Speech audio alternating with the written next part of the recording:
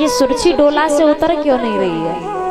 जब बड़ी रानी ने देखा सुना तो बड़ी रानी हाथ जोड़ के खड़ी हो गई, कहने लगी बहन तू घर छोड़ के मत जा, मैं तेरा सारा काम किया करूंगी, तेरे पैर दबाया करूंगी, तेरे घर में झाड़ू लगाया करूंगी, तेरे बच्चे को नहलाया करूंगी, भोजन कराया करूंगी और जो भी भोजन देगी उसमें अपना गुजारा करूंगी।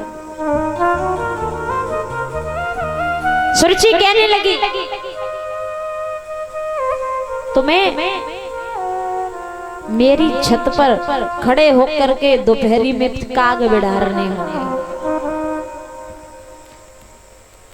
तुम महलों में नहीं रहोगी, तुम्हारे लिए झोपड़ी बनवा दी जाएगी, उस झोपड़ी में रहना,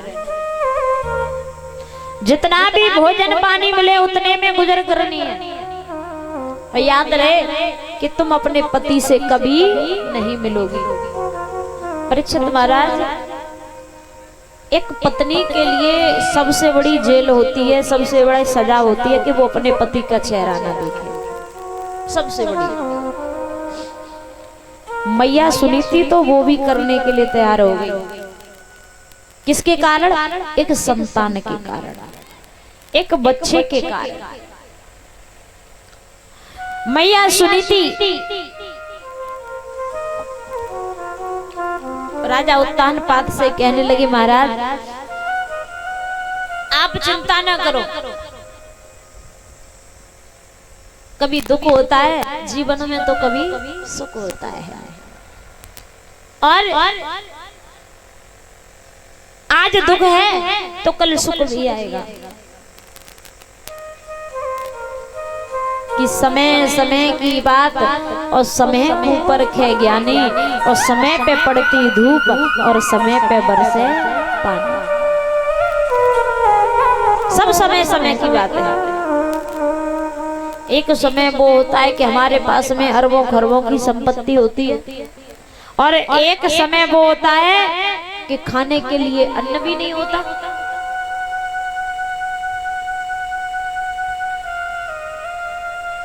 समय का कोई भरोसा नहीं है, समय बड़ा बलवान है।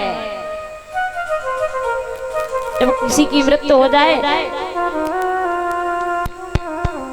तो लोग कहते हैं कि वहां नहीं जाता तो मरता नहीं। मरता कैसे नहीं?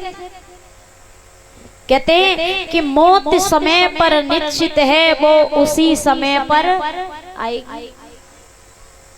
जो समय तुम्हारा निश्चित हो गया वहां पर आपके कागज पूरे हो गए, फिर कोई भी बचाने वाला नहीं है, कहीं भी जाकर के छुप जाना। तो समय का कोई भरोसा नहीं है। अब मैया सुनीति जो थी दोपहरी में सुरुचि की छत पर खड़े होकर के काग बिठारती है, झोपड़ी में रहने लगी। जब पानी बरसता है तो झोपड़ी से पानी टपकता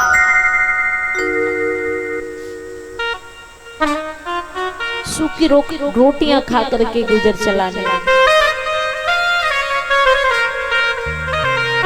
तो महाराज ना तो सुरुचि के कोई संतान हुई और ना सुनीति के हुई, दोनों में से किसी के कोई संतान नहीं हुई, दो विवाह हो गए।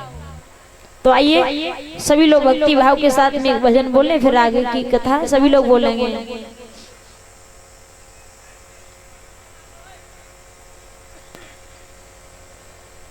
सभी लोग बोलेंगे।